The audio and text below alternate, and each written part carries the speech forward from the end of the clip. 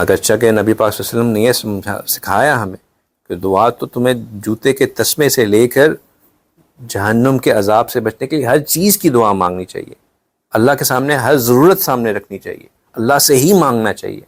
لیکن جو اہم ترین دعا ہے وہ یہی ہے کہ یا اللہ خاتمہ بالخیر فرما دے، جہنم کے عذاب سے ہمیں بچا لے، جنت الفردوس عطا فرما دے۔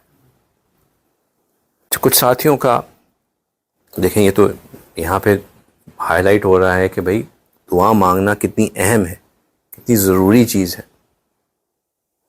تو کچھ ساتھی یہ بات پوچھتے ہیں کہ دعا کی اتنی اہمیت ہے، دعا مانگنی چاہیے، آپ ہمیں 5 بجے مراقبے میں بٹھا دیتے ہیں، 6 بجے تک آپ مراقبہ کرواتے ہیں، 6:05 پہ 6:04 پہ جو ہے وہ جماعت کھڑی ہو جاتی ہے، 5:40 پہ جو ہے وہ فجر کا وقت داخل ہو جاتا ہے۔ تو آپ کیا چاہتے ہیں کہ ہم 4 بجے اٹھیں، پھر قیام اور سجود کریں، پھر دعائیں مانگیں، پھر آئیں؟ بھائی کیا ہے آپ، مطلب ہمیں اپنا کیا سمجھا بھائی روبوٹ ہیں ہم کوئی؟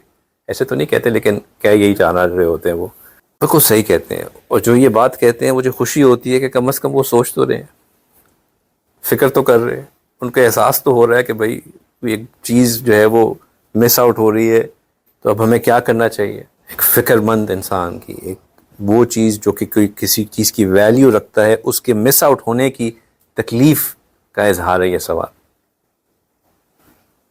اس کی بات جو سمجھنے والی ہے وہ یہ ہے کہ ایک وہ شخص ہوتا ہے جو مثال کے طور پہ آپ نے کہیں کا ویزا اپلائی کرنا ہے، اب آپ ایمبیسی کے باہر کھڑے ہو جائیں اور آپ بار بار ایمبیسی کو اپلیکیشن بھیجتے رہیں، مجھے ویزا دے دو، مجھے ویزا دے دو، ریکویسٹ کرتے رہیں اور لمبی اپلیکیشنز بھی بھیجیں، سارا کچھ کریں۔ آپ ایک آؤٹ سائڈر ہیں، اپلیکیشن اپروو ہو نہ ہو، حالانکہ ورکنگ آورز میں یعنی کہ جو اپروول ٹائم ہے اس کے اندر بھی اپلیکیشن ڈال رہے ہوں، اپروول ہو نہ ہو کوئی گارنٹی نہیں ہے۔ آپ محنت کریں، آپ اس ایمبیسی کا سٹاف بن جائیں، اب آپ کو اپلیکیشن ڈالنے میں اور اپنا ویزا لگوانے میں کوئی تکلیف ہوگی؟ نہیں ہوگی۔ اب تو آپ اندر کے بندے ہیں، اپنے بندے ہیں، اپنے بندے کو تو آرام سے مل ہی جائے گا۔ یہ جو ذکر میں بیٹھنا ہے، یہ ذکر کی جو تاثیر ہے جس کے اوپر ہم بہت ڈیٹیل میں بات کر چکے ہیں، یہ بندے کو اللہ کے ساتھ وہ محبت اور قرب عطا کرتا ہے جس سے بندہ اللہ کے محبین میں شامل ہو جاتا ہے۔ پھر جو اللہ کا محب ہوتا ہے اس کو لمبی اپلیکیشنز نہیں ڈالنی پڑتی، بس کام ہو گیا، ہاتھ اٹھایا کام ہو گیا۔ اسے ہی تو مستجاب الدعوات کہتے ہیں۔ تو یہ جو ہم مراقبے سے جو ہم محنت کر رہے ہیں، ہم محنت اس لیے کر رہے ہیں کہ ہم ان خوش قسمت لوگوں میں شامل ہو سکیں جن سے اللہ محبت فرماتے ہیں۔